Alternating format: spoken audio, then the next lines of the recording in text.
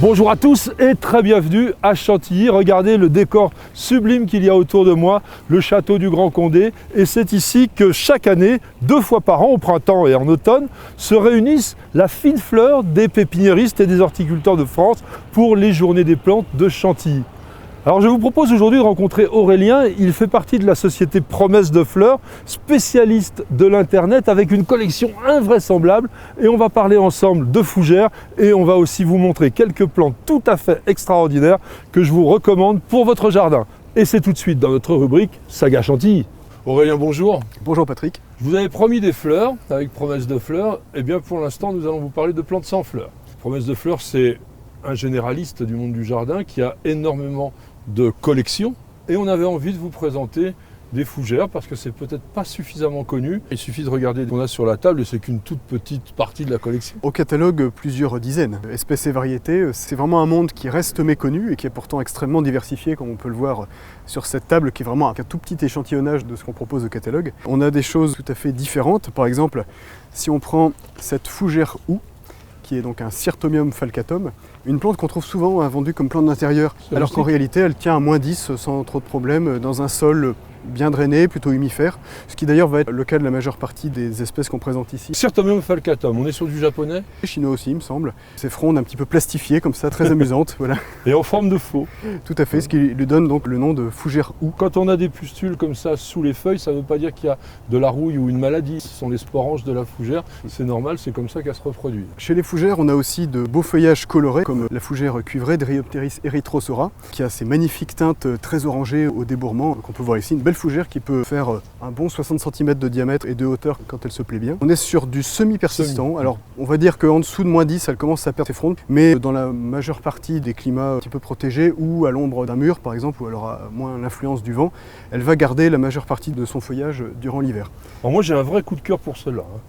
Alors ça, c'est extraordinairement joli parce que les fougères, elles se mettent plutôt quand même un peu à l'ombre. Oui. Et du coup, ça va nous donner un côté lumineux. Exactement. Dans un endroit ombragé. Ça s'appelle comment ça? Alors ça, c'est Arachniodes simplicior, une fougère qu'on commence à trouver, qui n'est pas très répandue encore. Même chose que notre fougère houx de tout à l'heure, c'est une plante qui est facilement trouvable chez les fleuristes, mais qui est une vraie plante d'extérieur. Encore une fois, dans un sol plutôt humifère, plutôt bien drainé, plutôt frais. C'est une plante qui est tout à fait capable de passer l'hiver dehors dans les régions les plus douces. Elle va atteindre quelle taille? Elle va pas être énorme, elle va peut-être faire dans les 50 cm de diamètre, une trentaine de centimètres de haut, peut-être un peu plus, si elle a vraiment les conditions idéales. Ça, c'est très fin, c'est très délicat. Ça change un petit peu, c'est un polystique. Ça, c'est Polysticum tsus simense, qui est aussi une espèce asiatique, qui va avoir un développement un peu plus restreint, peut-être 40-50 cm. On dirait presque une plante qu'on trouve parfois dans les aquariums. Ce côté vert pomme là qui est très joli, avec une nervure noire qui est bien marquée. Alors ça, c'est une petite merveille, c'est japonais, très très beau.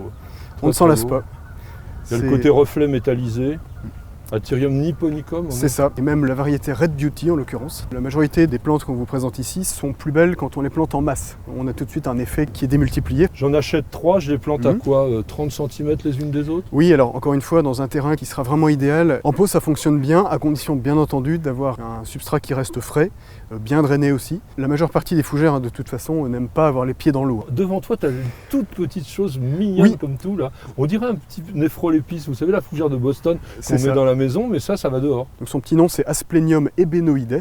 On appelle aussi en français la fougère queue de dragon. Ces jeunes fougères très délicates, très graphiques. C'est quelque chose qu'on trouve depuis très peu de temps. C'est une plante qui mérite sa place dans les rocailles d'ombre, par exemple. Pour le coup, extrêmement rustique, à -20 sans souci. On va terminer avec une qui est assez découpée, là, qui est jolie aussi. Pour changer de la relativement célèbre Dryopteris erythrosaura qu'on a vu ici, on a Dryopteris lepidopoda. Une fois que le pied est bien établi, on va avoir des tons plutôt bronzés, là où la fougère ici va être cuivrée, celle-ci va être plutôt bronzée, et avec un port plus tapissant. Promesse de Fleurs, je pense que vous connaissez, c'est un spécialiste sur l'internet, vous ne vendez que via internet et le catalogue peut-être, mais c'est pareil. Les plantes que l'on vient de présenter ici, c'est comme ça que vous les envoyez chez vos clients.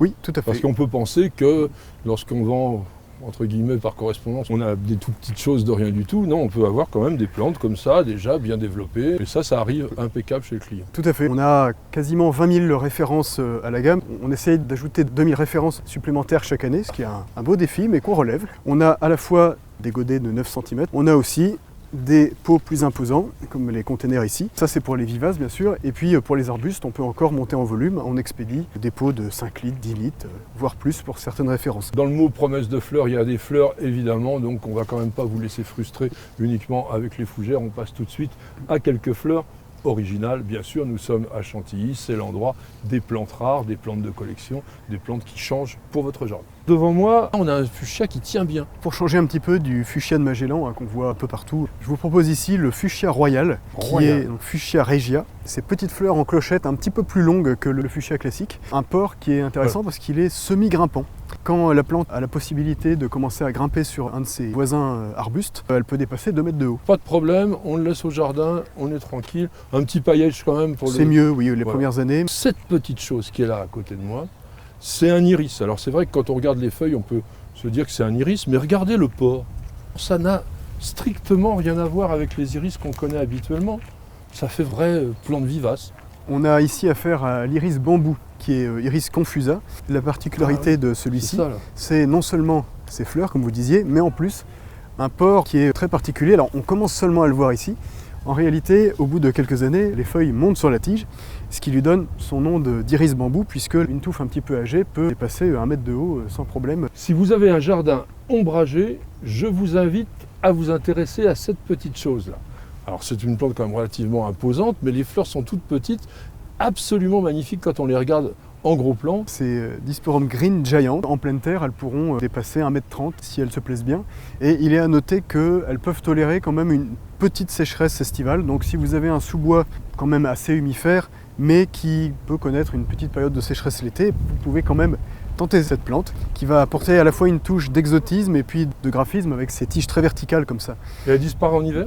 Elle est, on va dire, semi-persistante. Si le climat est plutôt froid, elle aura tendance à disparaître. Vaut mieux la retailler carrément au ras du sol si les tiges ont un peu séché. J'adore celui qui est devant toi là. Ça, bon, tout le monde a vu que c'était un Osta. Enfin, c'est une belle nouveauté, l'Osta Siberian Tiger, qui se caractérise par, vous voyez, ces veines très doré sur le fond de feuillage vert. On est les premiers chez Promesse de Fleurs à le présenter en grande quantité. C'est très tendre au niveau du feuillage, donc vous mettez dans un endroit où il n'y a pas de limaces, ça sera quand même beaucoup mieux. Plutôt à long, comme pas mal de plantes panachées, mieux éviter de l'exposer au soleil brûlant. Peut-être toi, il y a une plante qui ressemble de loin à une fougère, mais si vous avez déjà dans votre jardin un Fatsia japonica, je pense que vous avez reconnu quand même la forme particulière de cette feuille qui est là est différente.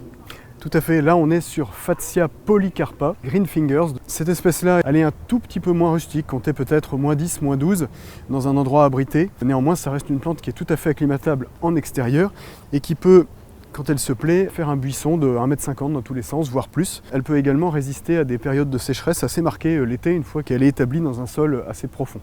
Mais un petit paillet organique au pied, ça lui fera quand même pas de mal. On a beau parler feuillage, c'est pas pour autant qu'il n'y a pas de couleur. On l'a vu avec l'Osta Siberian Tiger. Et là, on a un bambou sacré, le Nandina, mais alors une variété qui s'appelle Twilight, qui est extraordinairement colorée.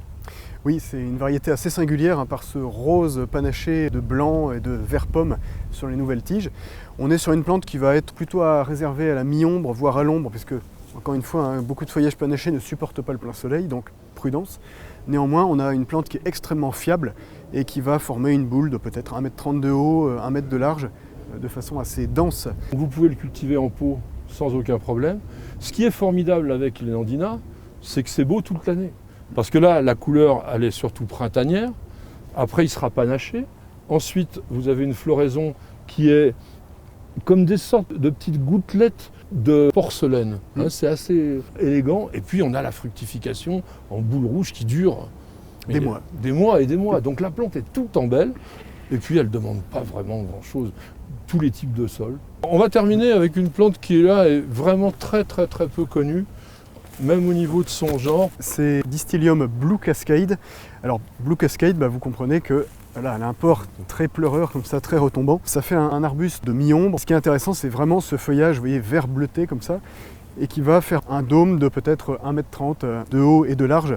Ça ne fait pas vraiment un parasol, ça fait plutôt quelque chose qui s'étale. Voilà. Vous avez pu voir un petit échantillonnage des 20 000 et quelques plantes que vous propose Promesse de Fleurs. Ils seront présents aux Journées des plantes de Chantilly avec beaucoup d'autres plantes. Et vous pourrez partager votre passion avec Aurélien. Vous avez vu, c'est un botaniste hors pair, donc il y a plein de choses à découvrir ici à Chantilly. On vous a montré un tout petit échantillon. Et puis pour ceux qui ne peuvent pas venir à Chantilly, il y a le catalogue Provence de fleurs, bien sûr. Merci d'avoir regardé cette vidéo et j'espère qu'elle vous aura fait passer un bon moment. Et je voulais vous dire merci parce que grâce à vous, aujourd'hui News Jardin TV est la chaîne leader en matière de jardin sur YouTube. Depuis très peu de temps, nous vous proposons également un nouveau programme qui s'appelle Bienvenue au Jardin. C'est un podcast, vous pouvez donc l'écouter soit en audio, soit l'avoir en vidéo sur cette chaîne. Alors, bienvenue chez nous.